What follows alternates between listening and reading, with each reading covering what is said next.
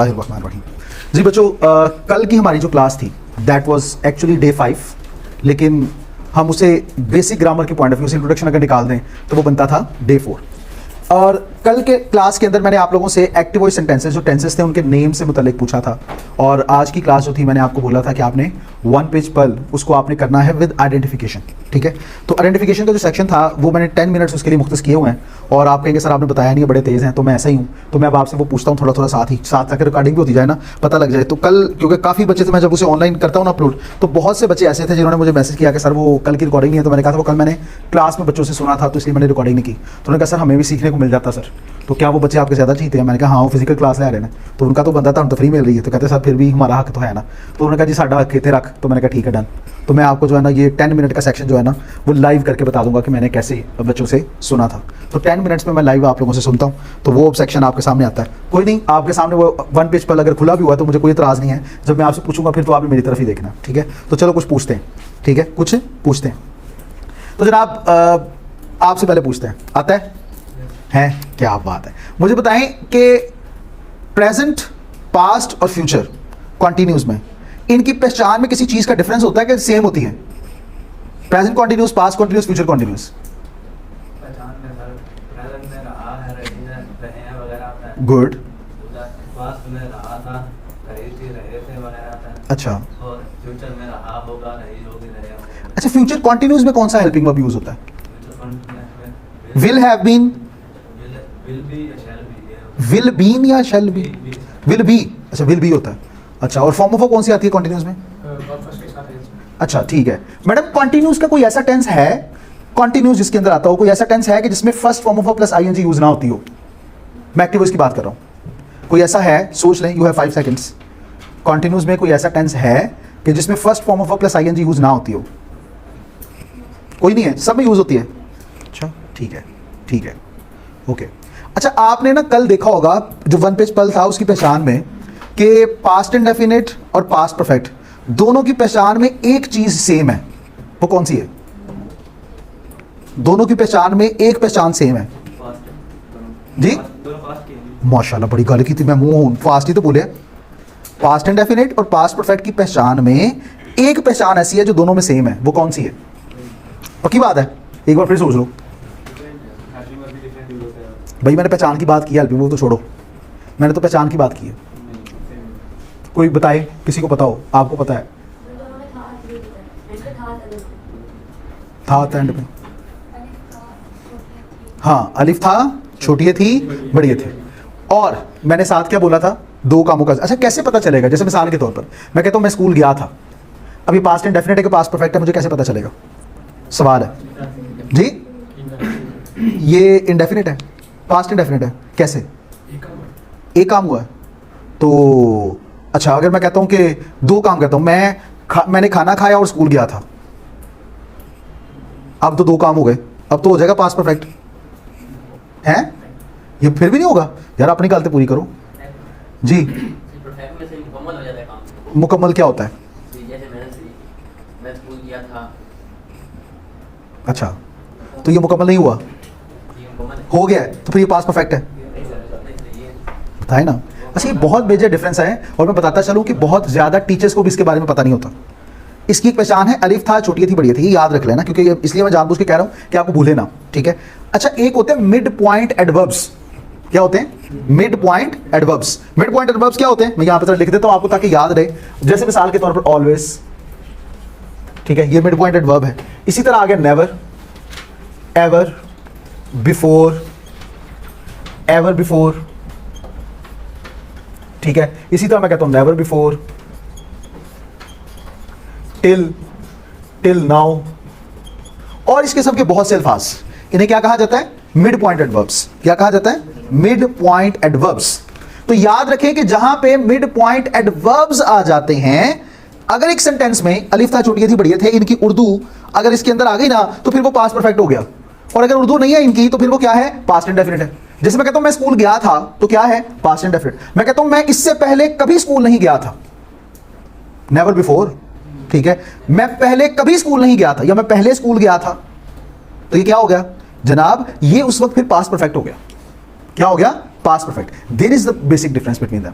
जब वो बात की जाती है वैसे चुका था, चुकी थी, चुके थे, आ गया, वो तो पास्ट परफेक्ट ही है। दो कामों का जिक्र आ गया, डॉक्टर के आने से पहले मरीज क्या मर चुका था, ठीक है, तो वो भी क्या है जनाब, पास्ट परफेक्ट है। दो कामों का जिक्र हो गया, यानी जिसमें से दो कामों की बात भी जरा बड़े ध्यान से समझें, जिनमें से एक काम दूसरे काम के होने से पहले ही हो चुका हो। ये दो काम है, एक काम दूसरे काम के होने से पहले ही हो चुका हो तो उसे क्या कहते हैं। जैसे मिसाल के तौर पर सर रेहान के क्लास में आने से पहले बच्चे अपना सबक याद कर चुके थे। अब बच्चों ने पहले क्या काम किया, अब सर रेहान अभी आए थे नहीं, तो बच्चों ने पहले काम कर लिया। तो अब ये क्या है, दो कामों का जिक्र है और क्या है, पास्ट परफेक्ट है। क्या है जनाब, पास्ट परफेक्ट है। अच्छा, ऐसे हम गलतियां ये करते हैं लिखते वक्त, तो इसलिए मैं आपको करवा रहा हूं ताकि हमेशा के लिए वंस फॉर ऑल ये गलती ठीक हो जाए।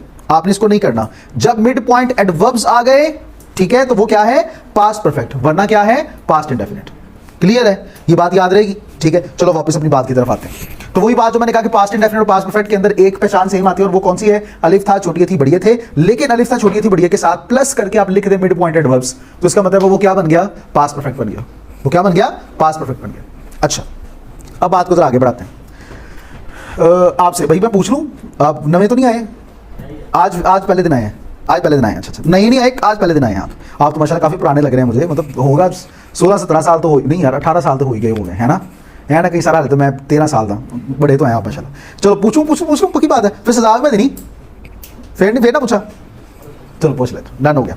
अच्छा, पास्ट इंडेफिनिट और पास्ट परफेक्ट, पास्ट इंडेफिनिट और पास्ट परफेक्ट दोनों के अंदर यूज होने वाले फॉर्म ऑफ वर्ब का बस मुझे बता दें। प्रेजेंट इंडेफिनिट कर लो, पास्ट इंडेफिनिट और प्रेजेंट इंडेफिनिट। प्रेजेंट इंडेफिनिट में first form of verb use होती है। अच्छा, सिर्फ सेकंड यूज होती है, नेगेटिव में फर्स्ट होती है। कैसे पता चलेगा कि अब फर्स्ट आनी है, मैं क्या करूंगा,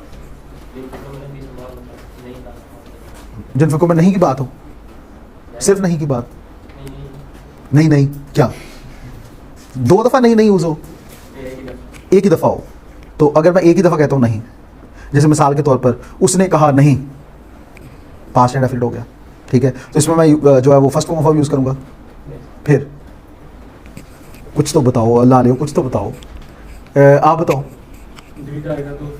डिड जहां पर आ गया, ये रूल है, जहां पे डिड नजर आ गया ना, हमेशा फर्स्ट फॉर्म ऑफ वर्ब। ये मैं इसलिए आपको पॉइंट बता रहा हूं कि आप ये गलतियां करते हैं, बार बार करते हैं। अच्छा, मैं आज भी बता रहा हूं ना, तो मैं आपको अभी भी गारंटी के साथ कह रहा हूं कि आप में से मैक्सिमम स्टूडेंट गलती कर रहे होंगे। जब मैं लिखवाने का काम करूंगा, हमारा लिखने का भी जाहिर बात सेक्शन आना है ना, ये बेसिक ग्रामर चल रही है, तो ये गलतियां आप में से मैक्सिमम बच्चे करेंगे, ये बहुत ज्यादा हमें मसला है, ये चलता रहेगा, तो ये गलतियां नहीं करनी। अच्छा, अब मैं इसके साथ जरा ये भी साथ पॉइंट आउट करता चलूं, चीजों को बताता चलूं, याद रखिएगा। ये कुछ वर्ड्स हैं जैसे आई, वी, दे, और फिर उसके बाद यू, चलो ये भी मैं कर देता हूं। इसी तरह यहां पर है ही, शी, इट, ठीक है, ही, शी, इट। अच्छा, प्रेजेंट इंडेफिनिट में हमने पढ़ा कि फर्स्ट फॉर्म ऑफ वर्ब के साथ एस और एस लगता है या नहीं लगता, लगता है या नहीं लगता। मुझे सिर्फ सवाल आप लोगों से ये पूछना है कि फर्स्ट फॉर्म ऑफ वर्ब के साथ एस और एस किन के साथ लगता है, किन के साथ नहीं लगता। वाहिद के साथ लगता है, जमा के साथ। देखिए ना, बड़ी अहम बात इन्होंने की है, ये बड़े ध्यान से नोट कीजिएगा। इन्होंने क्या बोला, वाहिद के साथ लगता है, जमा के साथ नहीं लगता। तो इसमें ये वाहिद है, आई जमा है, माशाल्लाह। वैसे क्या है वाहिद, लेकिन वो जमा कंसिडर। अच्छा, आई है वाहिद, बड़ी अहम इंफॉर्मेशन मिल रही है हमें जनाब, है वाहिद लेकिन कंसिडर क्या होगा, जमा। है वाहिद लेकिन कंसिडर क्या होगा, जमा, ठीक है। बहुत बड़ी नॉलेज है, मैं संभाल नहीं पा रहा, लेकिन मैं कोशिश करूंगा मैं संभालूं। इसी तरह यू क्या है वाहिद, क्या यूज होगा, जमा यूज होगा, है वाहिद, ठीक है। गल बड़ी अहम है, मैं न रलाऊं, मैं लिखे मिलो किए है वाहिद लेकिन कंसिडर क्या होगा, जमा। किन्ने दसिया सी, केड़ा सी, आइंस्टाइन है। ये आइंस्टाइन कौन था जिसने ये बात बोली थी। अच्छा, ये असल में मसला नहीं है, ये मैं असल में इसलिए बात बता रहा हूं कि मैं इसके अंदर ह्यूमर इसलिए ऐड करता होता हूं कि आपको चीजें याद रहें। इस बात में ह्यूमर इसलिए ऐड कर रहा हूं। अभी हमने ना, मेरा लेक्चर है, 2 लेक्चर्स के बाद एक लेक्चर है जिसका नाम होगा पार्ट्स ऑफ स्पीच, जो पार्ट्स ऑफ स्पीच मैंने करवाने हैं आपको। उस लेक्चर से पहले मैं जरा 2 चीजों के बारे में बता दूं। एक तो मैंने आपको ऑलरेडी बता दिया, जिसका नाम है नाउन, और मैंने क्या कहा था कि हर वो चीज जो नजर आती है या नजर नहीं आती वो क्या है, नाउन है। यही हमने पढ़ा था ना, हर वो चीज जो नजर आए या हमारी आंखों से ओझल हो मगर उसका नाम होना चाहिए। ये फारसी ज़बान का लफ्ज था, पर्शियन वर्ड का, लैटिन वर्ड। शाबाश, मैं ही कहना था, याद है कि नहीं, वेरी गुड है, माशाल्लाह। नमन, शुक्र है तो कोई कुड़ी नमल नहीं कहती, नमन तक ही रहे। नॉमन, क्या नाम है, नॉमन, ठीक है। और नॉमन का मतलब होता है नेम, तो एनी नेम, क्या है, एनी नेम, कोई भी नाम, ठीक है। अब उसके साथ जरा एक और इजाफा मैं बस कर दूं, क्योंकि बाकी तो मैंने पार्ट ऑफ स्पीच में आगे करवाना है। दूसरा वर्ड है हमारे पास जिसका नाम है प्रोनाउन। क्या नाम है? प्रोनाउन। अच्छा, प्रो का मतलब होता है इन प्लेस ऑफ। क्या मतलब होता है? In place of. किसकी जगह पे जनाब? नाउन की जगह पे। ऐसे अल्फाज जो नाउन की जगह पर इस्तेमाल होते हैं हम उन्हें क्या नाम देते हैं? प्रोनाउन। ऐसे अल्फाज जो नाउन की जगह पर इस्तेमाल होते हैं हम उन्हें क्या नाम देते हैं? प्रोनाउन। अब ये जरा बात ध्यान से सुन लीजिए, नाउन के मामले में, सिर्फ नाउन के मामले में ये बात आपने समझ के रखनी है कि जितने भी सिंगुलर नाउन्स होते हैं, क्या? जितने भी सिंगुलर नाउन्स होते हैं उनके साथ, प्रेजेंट डेफिनेट की भी खास तौर पे बात कर रहा हूं, जितने भी सिंगुलर नाउन्स होंगे आप उनके साथ जो वर्ब लगा होगा आप एस और ईएस का इजाफा उसमें लाजमी करेंगे। एस और ईएस का इजाफा लाजमी करेंगे। मैंने क्या बोला? Singular nouns. Singular nouns. इसी तरह आगे बात करते हैं प्लूरल नाउन्स। प्लूरल नाउन्स, और जितने भी प्लूरल नाउन्स होते हैं आप उनके साथ जो वर्ब यूज होगा उसमें एस और ईएस का इजाफा नहीं करेंगे। एस और ईएस का इजाफा नहीं करेंगे। ये बात याद रही? अच्छा, जितने भी सिंगुलर हैं उनके साथ जारी सी बात है कि जो हेल्पिंग वर्ब भी लगेगा वो कौन सा लगेगा? जमा वाला सीगा नहीं लगेगा। वो कौन सा लगेगा? सिंगुलर वाला। जैसे हैव नहीं लगेगा, क्या लगेगा? हैज लगेगा। मैं नाउन की बात कर रहा हूं। हैव नहीं लगेगा, क्या लगेगा? हैज लगेगा। क्लियर है ये बात? इसी तरह डू डज की बात है। अगर सिंगुलर है तो आप सिंगुलर के साथ डू में किस चीज का इजाफा कर रहे हो? एस और ईएस का, तो इसलिए डज आएगा। सिंगुलर के साथ मैंने किया। डज क्यों आएगा? क्योंकि था डू ही, लेकिन सिंगुलर के साथ अपने एस और ईएस लगाना है। अब चूंकि यहां पे एस और ईएस का इजाफा कर दिया, अब वर्ब के साथ ही हम करेंगे। फिर वर्ब के साथ नहीं करेंगे, क्योंकि कहां पे कर दिया? इधर कर दिया। इसी तरह प्लूरल के अंदर आप एस और ईएस का इजाफा करते हैं नहीं, तो फिर आप क्या करेंगे? यहां पे लगाएंगे बस डू। क्लियर है ये बात? अच्छा, अब बात मैंने ये कही, मैं दोबारा बात को रिपीट करता हूं। मैंने कहा कि जितने भी सिंगुलर नाउन्स हैं आप उनके साथ एस और ईएस का इजाफा करते हैं, और जितने भी प्लूरल हैं उनके साथ एस और ईएस का इजाफा नहीं करते। मैंने क्या वर्ड बोला? क्या वर्ड बोला? Singular noun. Singular noun. मैंने सिंगुलर या प्लूरल प्रोनाउन तो नहीं बोला। प्रोनाउन का वर्ड तो नहीं आपने मुझसे सुना ना? तो प्रोनाउन के अंदर कैटेगरी सिंगुलर और प्लूरल की खत्म हो जाती है। प्रोनाउन के अंदर जो रूल है सिंगुलर और प्लूरल का वो नहीं रहता, उसमें बस जो लिखा वही है। जैसे pronoun I, we, they, you अगर नजर आ जाए तो इनके साथ आपने एस और ईएस का इजाफा नहीं करना। यहां पे रूल नहीं है सिंगुलर प्लूरल वाला। ठीक है, समझ आ रही है भाई? सिंगुलर प्लूरल का यहां पे रूल नहीं है। इसी तरह ही, शी, इट अगर नजर आ जाए तो आप इनके साथ एस और ईएस का इजाफा कर देंगे। सिंपल सी बात है, एस और ईएस का इजाफा कर देंगे। ये वो बेसिक मिस्टेक्स हैं जो हम स्टूडेंट बहुत ज्यादा कर रहे होते हैं, हम स्टूडेंट्स की तरफ से बहुत ज्यादा हो रही होती। तो अब मैं उसको खत्म करने की कोशिश कर रहा हूं जितना मैं खत्म कर सकूं, क्योंकि प्रॉब्लम यह है कि हमसे ये प्रॉब्लम खत्म नहीं होती, और हमारी गलतियों का, हमारी जो गलतियां हम करते हैं लिखते वक्त, उसका 40% हिस्सा यही गलतियां होती हैं। मतलब 10 में से 4 मार्क्स जो हमारे माइनस होते हैं ना, वो किसकी वजह से होते हैं? इसकी वजह से। ठीक है, इस बात खास तौर प्रेजेंट इंडेफिनिट, और प्रेजेंट इंडेफिनिट हमारी राइटिंग लैंग्वेज में खास तौर जो प्रेजेंट की बात होती है उसके अंदर तो यूज इसका 35 to 40% हो रहा होता है। तो हमारे पास अगर इसी की गलती हो जाए तो क्या होगा? आप फिश बोन करेंगे, एफिनिटी करेंगे, उसमें यूज ही प्रेजेंट इंडेफिनिट ज्यादा होना है। क्या होगा? प्रेजेंट इंडेफिनिट हम उसमें गलती कर रहे होंगे बहुत ज्यादा।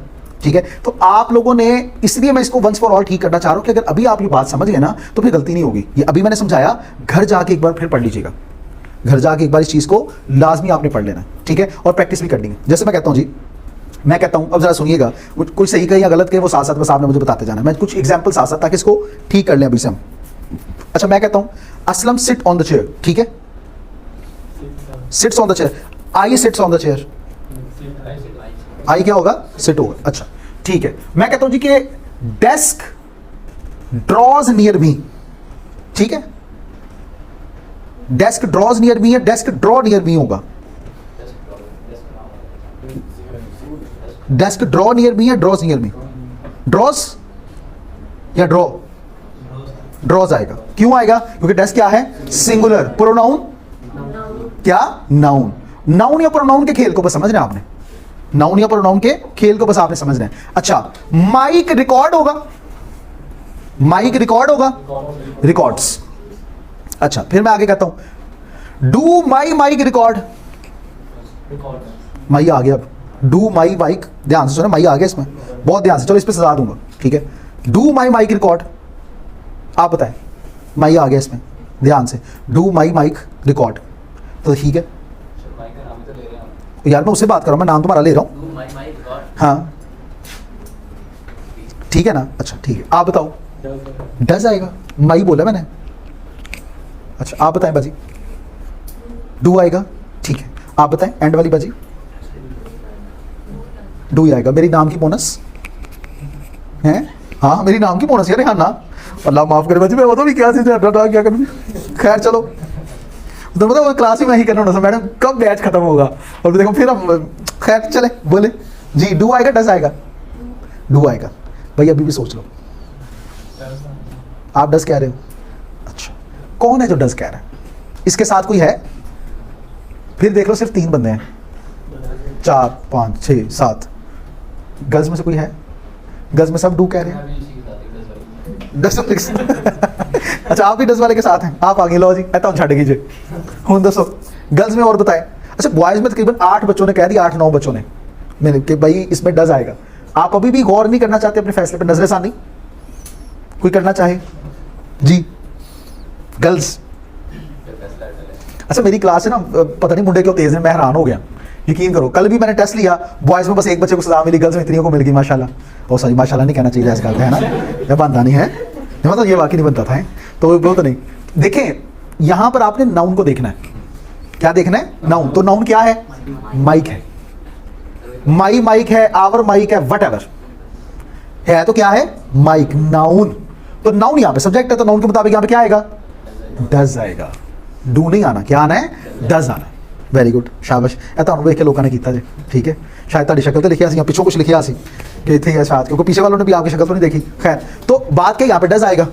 बात यही मैं समझाना चाह रहा हूं बार बार, ताकि ये आपका सिलसिला कवर हो जाए, इस चीज को आप कवर कर लें। और एग्जाम्पल कुछ करें, कुछ और पूछे? अच्छा चलो और आते हैं।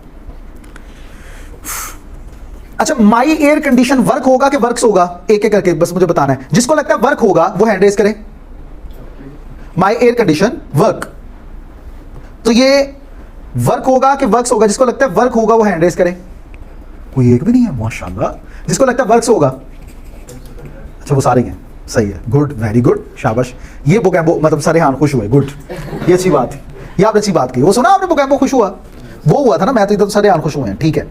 तो इसी तरह मैं कहता हूं clock, clock, tick, tick and tick, ठीक है। आप बताएं clock, tick, tick and tick. तू फिर तेरी तो टिक मार नहीं जी, तो मुंह के अंदर इतना ना डालो कि निकल जाए फौरन भाई। हाँ दो यार, मतलब जी बताएं clock, tick, tick and tick, इसके अंदर किस टिक के साथ टिक्स आएगा और कौन सा टिक टिक ही रहेगा? ये सारे टिक टिक ही रहेंगे, बताएं। नहीं पता चल रहा बाजी, मतलब सोई तो नहीं होना बात कुछ। अच्छा क्लॉक, चलो इधर पूछता हूं, वो आप बताएं जी बना, बताओ। सजा नहीं मिलनी, बस पूछ रहे हैं। हाँ जी, क्लॉक टिक होगा कि टिक्स होगा? ये टिक टिक टिक ही होगा जी। बाजी कुछ भी बोलो, लेकिन बोलो तो सही। अच्छा ये कंफ्यूज होकर मुझसे पूछ रही हो, ये बता रही हो मुझे, बता रही हो कि क्लॉक टिक्स होगा। आई थिंक सिंगुलर है, ये भी आई थिंक है, ठीक है। क्लॉक आई थिंक सिंगुलर है। पहले तो बाजी तो अपने सिंगुलर प्लूरल सही करके आप पहले जी हाँ बताएं, कुछ कह रही थी आप? चलो बॉयज में से मैं असल में लबना, मैं मुंडिया से मैं किसी को कंफ्यूज करा को लबता नहीं पे आपने खापना, इतनी मैं कोशिश कर रहा हूँ। आप बताओ भाई जरा पीछे वाले भाई, क्लॉक सिंगुलर है कि प्लूरल है? सिंगुलर है, सिंगुलर है। अच्छा अब मैं कहता हूँ इट, इट टिक्स होगा कि टिक होगा? टिक्स होगा, तो मैं क्लॉक की जगह पे इट यूज कर रहा हूँ। अब टिक होगा कि टिक्स होगा? क्या होगा? टिक्स होगा। टिक क्यों नहीं होगा? टिक क्यों नहीं होगा जी? कौन सिंगुलर है? क्या? क्लॉक सिंगुलर है जी। आप बताएं, इट मैंने यूज किया है क्लॉक की जगह पे, तो टिक्स क्यों होगा? उन्होंने कहा क्लॉक सिंगुलर है, क्लॉक सिंगुलर है, ठीक है। आप बताओ इट इट इट सिंगुलर है यानी इट सिंगुलर है? इट सिंगुलर है जी। क्लॉक डज टिक टिक टिक, हाय हाय वाह वाह, क्लॉक डज जी। पहले मुझे वो बात छोड़ो, वो बताओ मैंने इट यूज किया है, तो इट के साथ टिक्स क्यों आएगा? इट सिंगुलर है इसलिए, ठीक है। आप बताओ इट सिंगुलर है? सिर्फ सवाल इतना है, इट सिंगुलर है? अच्छा आप बताओ सर इट सिंगुलर है? नहीं वो छोड़ो, सिर्फ हाँ या ना, इट सिंगुलर है, ठीक है, आप बताएं इट सिंगुलर है, आप बताएं। इसमें सिंगुलर और भाई मैंने क्या कहा, हद दी, मेरे जज्बात सुनो, इट सिंगुलर प्लस मुझे इसका आंसर चाहिए जी, हाँ या ना, इट सिंगुलर है कि नहीं?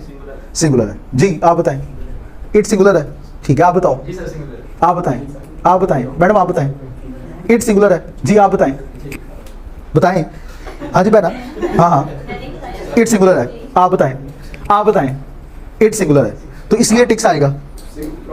एक मिनट, अब आप बात बताएं क्या कहना चाह रहे थे? मैं कहता हूं प्रोनाउन में आपने बताया था कि सिंगुलर प्लूरल का कंसेप्ट नहीं यूज होता, ही शी इट के साथ ऐसे ही होता है वर्ब। तो वही बात आपने फिर मुझे क्या कहना था, इट सिंगुलर है, तो आपने क्या कहना था? नो। अब इट जो होता है ना, इट की अगर बात करें ये, ठीक है, आप इट को जरूरी नहीं है कि सिर्फ सिंगुलर के तौर पे यूज कर सको, ये मेरी बात को जरा नोट कीजिएगा, इट को सिर्फ सिंगुलर के तौर पे यूज किया जा सके, नो, समझ आइए बात की।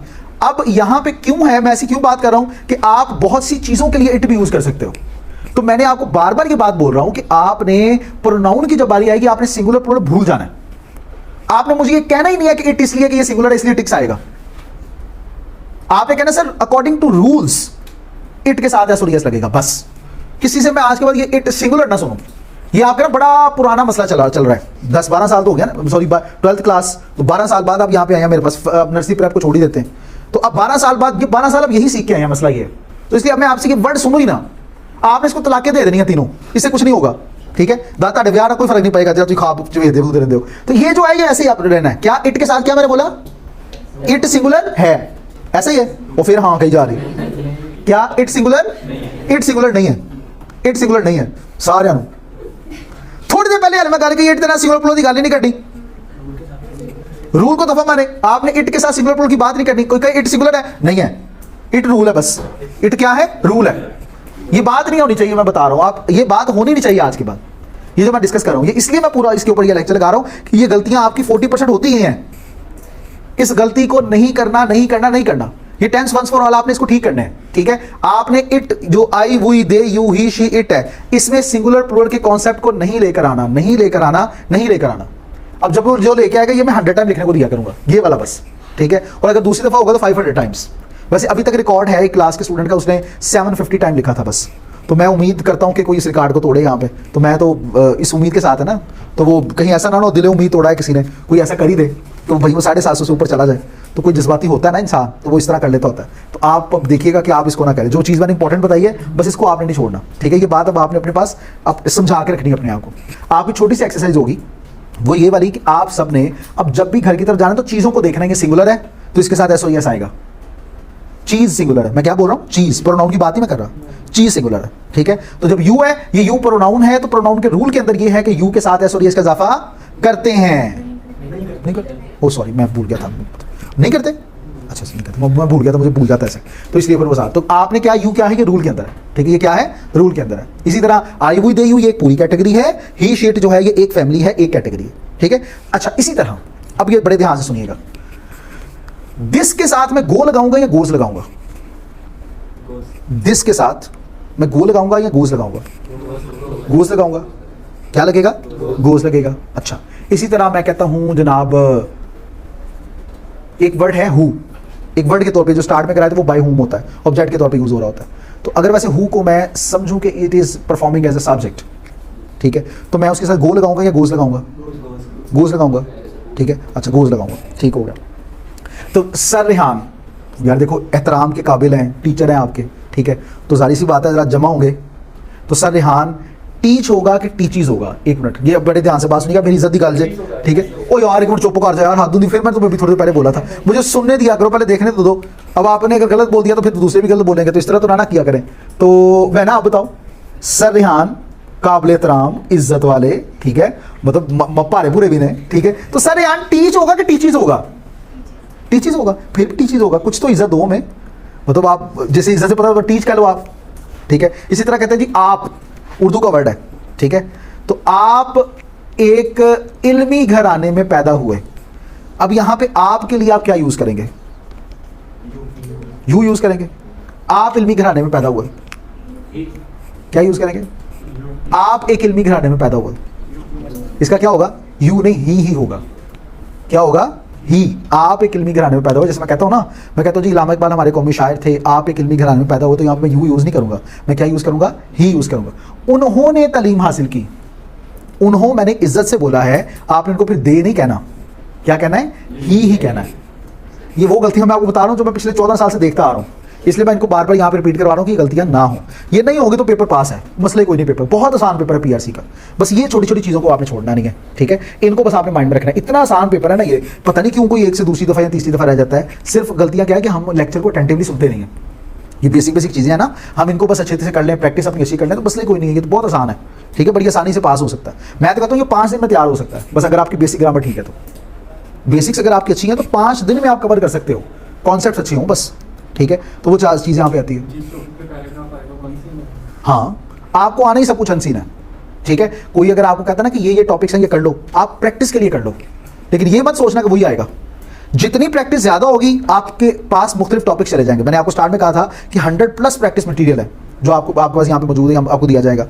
100+ प्रैक्टिस मटीरियल है। अब इसमें सिंपल सी बात है, वो ये वाली है कि आपने इसके लिए जो काम करना है वो सिंपल से ये है कि आप मुख्तलिफ टॉपिक्स के ऊपर लिखो, रिसर्च करोगे। स्टार्ट में नहीं पता लगेगा, डिफॉरेस्टेशन है नहीं पता चल रहा है क्या है, इन्फ्लेशन है नहीं पता चल रहा है क्या है, ठीक है, नेपोटिज्म है, वर्ड आ गया नहीं पता ये क्या है, रिसर्च करेंगे आप। बार बार चीज़ों के ऊपर जब रिसर्च करेंगे ना तो आपका माइंड वाइड होगा, इसे कहते हैं। और इसके लिए आप 2 काम करते हैं, पहला प्लानिंग और दूसरा ब्रेनस्टॉर्मिंग। ये आएगा अभी आगे जब मैं आपको करवाऊंगा ना, फिशबोन करवाऊंगा, तो उसमें मैं ये प्लानिंग ब्रेनस्टॉर्मिंग की बात करूंगा।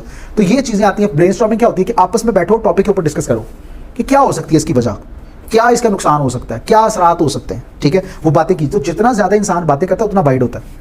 इसलिए कहा जाता है कि घरों के मामलों के अंदर बच्चों को इन्वॉल्व करना चाहिए, ठीक है। बेटे को कहा अगर वो पढ़ रहा है तो आपका ठीक है, चलो कोई गाली पढ़े तो सब्जी मैल है ना, या जो बाहर का पानी पूनी के मैल है, तो नहीं, आप उसे कुछ रोल डिफाइन करो कि ये करना ही आपने। इसी तरह लड़की है तो लड़की को रोल डिफाइन करो कि खाना सोचना भी आपने और बनाना भी फिर आपने, ये आपकी जिम्मेदारी है। इससे क्या होगा, उसके अंदर क्रिएटिविटी आएगी, क्रिएटिव एलिमेंट्स है। तो जब किसी के अंदर क्रिएटिव एलिमेंट्स नहीं आते तो वो सिर्फ एक किताबी कीड़ा रह जाता है, वो पढ़ नहीं पाता। तो जब वो पढ़ नहीं पाता, यानी क्या है कि सिर्फ वो मुआशरे को पढ़ नहीं पाता, स्टडी वैसे उसने की होती है। तो जब मुआशरे को पढ़ नहीं पाता तो वो बेचारा फिर बहुत ज़्यादा जगहों पे उसे बहुत ज़्यादा प्रॉब्लम्स का सामना करना पड़ता है कि यहाँ पे पता नहीं मुझे क्या करना है, क्योंकि वो अच्छा डिसीजन मेकर नहीं होता, अच्छा लीडर नहीं होता। और लीडरशिप स्किल्स के लिए, प्रोफेशनल सर्टिफिकेट के लिए आपको एक लीडरशिप स्किल्स का आना बहुत ज़रूरी है आपके अंदर। और वो कैसे आएगा, छोटे छोटे काम करने से। घर के मामला से आपको लग रहा है कि कहाँ पे बिजली के 25 यूनिट ज़्यादा जा रहे हैं, 200 यूनिट से ऊपर अगर जाएगा तो मैं तो नॉन प्रोटेक्टेड हो जाऊंगा। अब क्या ऐसी जगह है कि जहां से मैं इन चीज़ों को निकाल सकता हूँ, ये 25 यूनिट में बचा सकता हूँ, क्या तरीका कर अपनाया जाए, उसको सोचा जाए।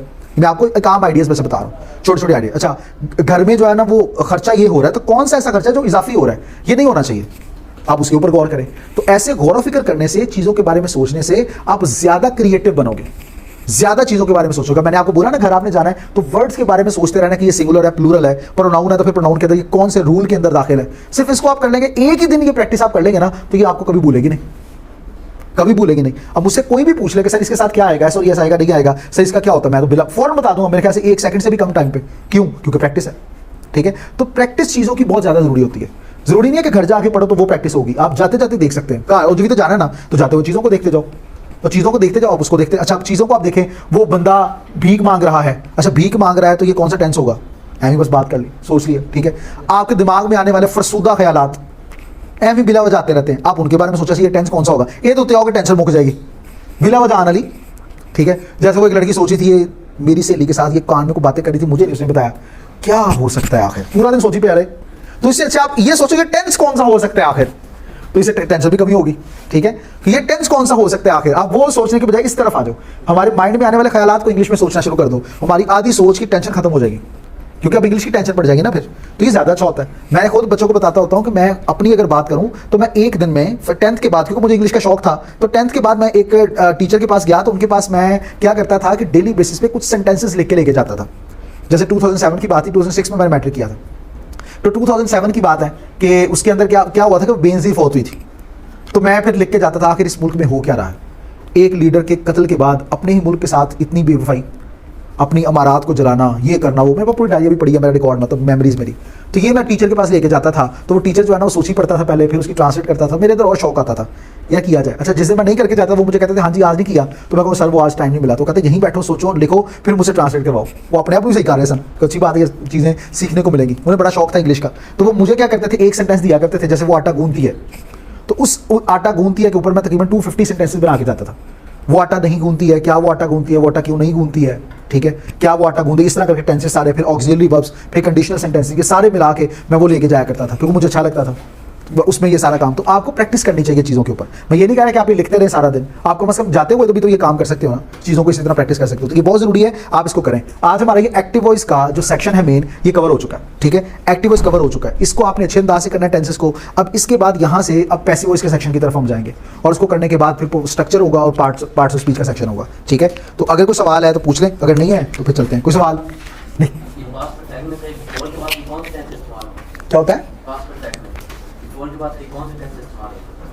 बिफोर के बाद मतलब? हाँ, वेरी गुड क्वेश्चन। इन्होंने कहा कि दो टेंसेस का यूज होता है, एक वो है जो काम खत्म हो चुका, एक वो जो है जो उसके बाद हुआ, ठीक है। तो जो काम खत्म हो चुका होता है ना वो past perfect had plus third form of verb, और जो उसके बाद होगा वो सेकंड फॉर्म ऑफ वर्ब।